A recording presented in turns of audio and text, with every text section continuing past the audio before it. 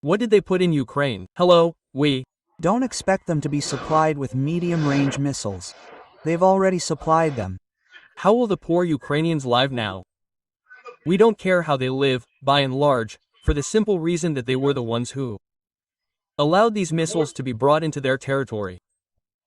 If the bosses hadn't been screaming, the strikes would have been ineffective.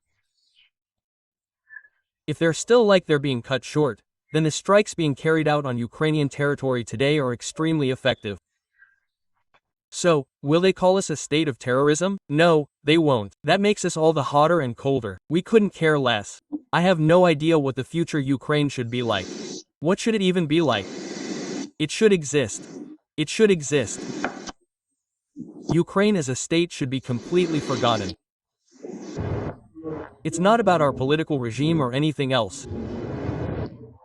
They simply don't need a large, independent country like Russia. In fact, I think, in my personal opinion, that our President Vladimir Vladimirovich has done a lot for our country. Well, for the near future, I only see him as our future president. And if there are any alternatives, will you consider them? But in fact, I don't see any such alternatives yet. In fact, I'm curious, you understand? We haven't finally solved you yet. Nazism shouldn't exist. You Nazis will pick up everything that exists and wipe it off the face of the earth. Kyiv. Well, Dienrot, stop there.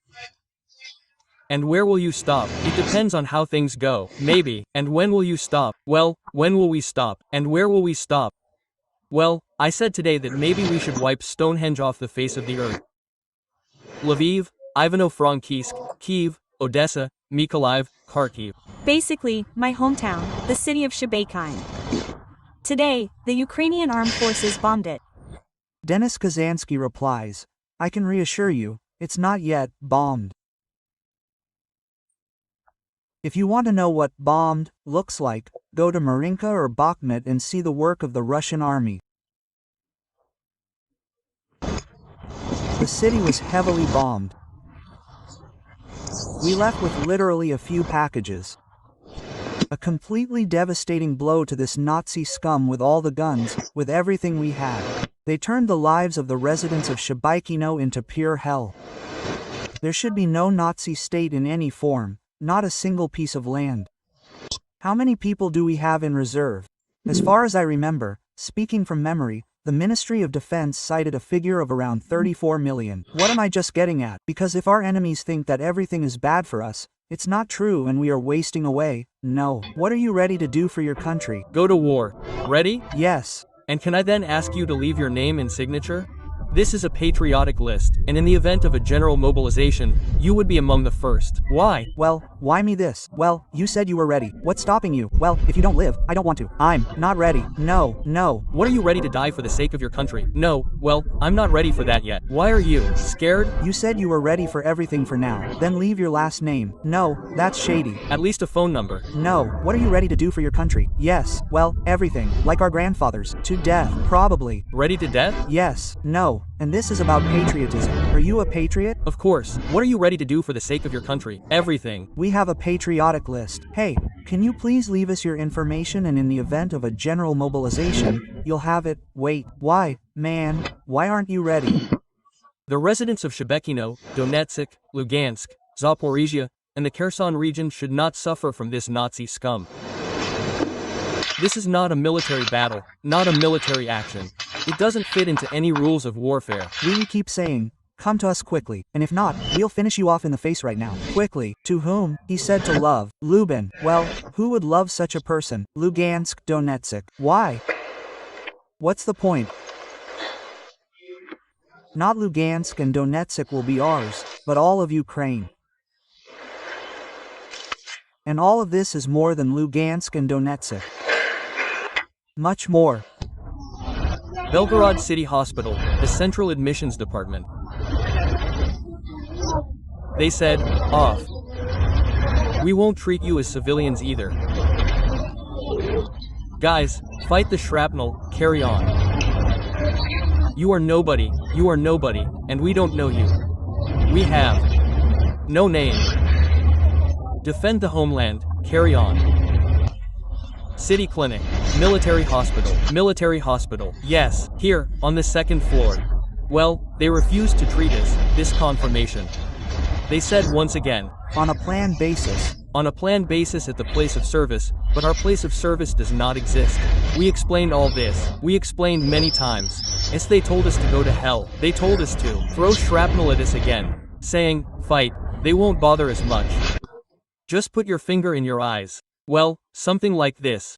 Just put it like this, do it. And what will you feel? The first thing you won't feel is any drowsiness. Russia has picked up speed and won't slow down.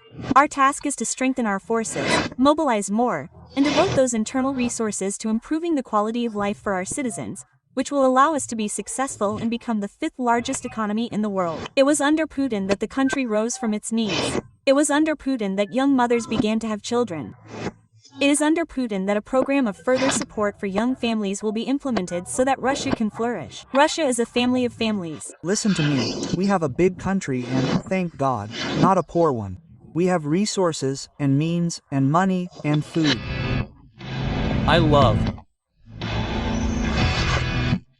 our president, Mr. Vladimir Vladimirovich Putin. I love him very much and respect him. He has raised our power.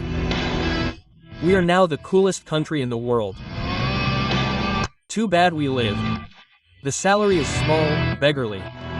A beggarly salary. Alexei Miller's salary at the state-owned company Gazprom is 2.2 million rubles a day. For his significant contribution to the implementation of national tasks, Alexei Borisovich Miller, chairman of the management board of Gazprom.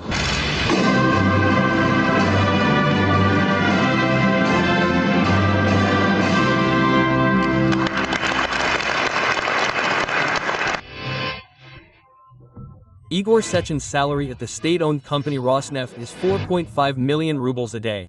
I don't know Sechen's salary. To be honest, they even bring my salary like that, and I add it up and send it to the accountant. I don't even count. Last year, we invested in import substitution. That is, to produce ourselves what we used to buy abroad. How much? 600 billion. That means several hundred billion rubles for sure. And this will be about 1 billion, yes, about 1 billion rubles. And this will continue. He raised our power. We are now the coolest country in the world. We live poorly. The salary is small, beggarly. A beggarly salary. If we transfer workers' state-run systems, they already tried to implement this idea in the 90s. It didn't work. The same old Volkswagens, but we'll call them something else. I don't know, Pinocchio.